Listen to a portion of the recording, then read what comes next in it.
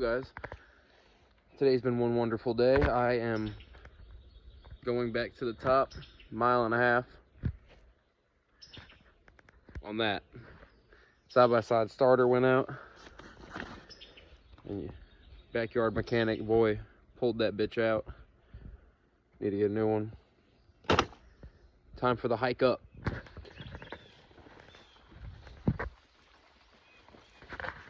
Got a long way to go. Fuck me. Change of plans.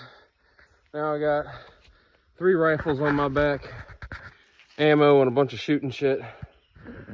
And all that's in there. It kept flipping. Did I mention the 1.5 miles is all uphill? Fuck. This thing's making my back hurt. I don't know how I'm doing this, but I'm getting it done.